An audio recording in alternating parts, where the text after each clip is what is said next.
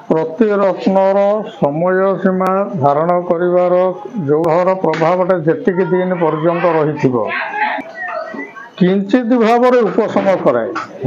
नमस्कार दर्शक बंधु, लोकालिटी स्वागत करुछि मोर सर। माने रत्नटा जने लोकर माने डेली लाइफ रे केमिति प्रभाव पकोछि?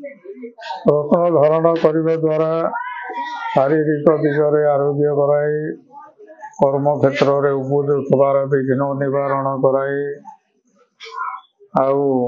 व्यवसाय दिगरे कर्म आगे निए, कर्म क्षेत्र अभिवृद्धि कराए, से रत्न धारण कराए।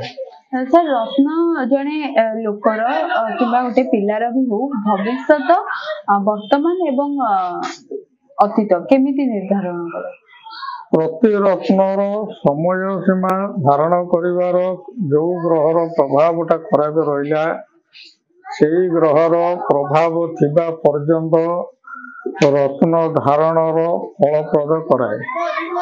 से समयटा अतिबाहित होला परे से रत्न को हाथरू काढ़ी दबा उचित।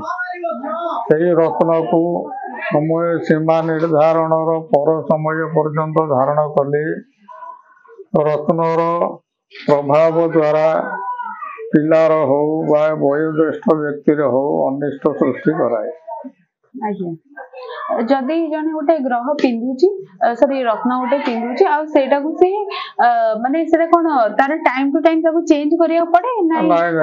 से ग्रहर प्रभावटा जेतिक दिन पर्यंत रहिथिबो सेतिक दिन पर्यंत से रत्न को धारण कराए। सेतिक दिन गला परे ताको हाथरू काढ़ी दिया जाए।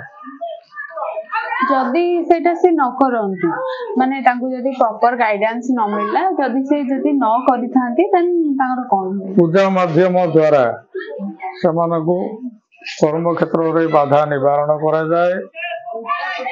पूजा माध्यम द्वारा कार्य सफल हुए। आज्ञा जदि आपण माने भी जदि ग्रह पाई शांति पाई जदि कोनसे रत्न व्यवहार करूचंती देन आपण सेटा को निश्चिंत निज ध्यान रे रखंतु कि सेटार जे पंत टाइम थिबो से पंत ही ताको पिन्हंतु आ ता परे पूजा अर्चना कला परे जदि आपण माने भूली जाई चांती ताहाले ताको टाइम देखि पूजा अर्चना करी ताको आपण ओल्हे पारिबे। किंतु ता पई हमको पूजा अर्चना करिया पड़िबो। हां, जो रत्नटी धारण करिवे सेटा मुद्रिका तैयारी सरिला परे तार सही मंत्र रे ताको शोधन करा जाए। शोधन करि सारिबा परे रत्न को अंगुरी रे पिंधा जाए। किंतु गोटे रत्नर प्रभावटा माने जनकर लाइफ रे केते परिमाण रे थाए और तार लाइफ टा को से केते चेंज कराए? एटा तो 100 को 100 प्रमाण आसीबो ता नुहे। किंचित भाव उपशम कराए।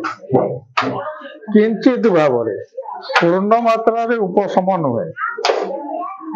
आजिकल विभिन्न प्रकार रत्न जो आगे सब थला हीरा लीला मोती माणिक्य वैदुर्य विद्रम जो सब रत्न नवरचित रत्न थला वर्तमान से रत्नर विभिन्न प्रकार सब बाहर डुप्लिकेट।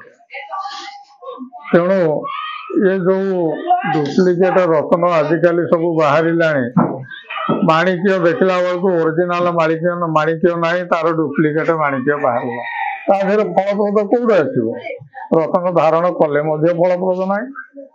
आपण माने भी जिताले कोनोसी रत्न किणुचंती सेतबेले निश्चिंत भाव में ध्यान दियंतु कारण अबिका एबे कार समय रे बहुत सारा नकली रत्न मध्ये मिलुची बाजार रे तो आपनकर सेटा कोनोसी भी उपशम करबा नाही। जो रत्नटी धारण करिवे ताको परीक्षा मूलक विचार करी तापर से रत्न को धारण करिवे।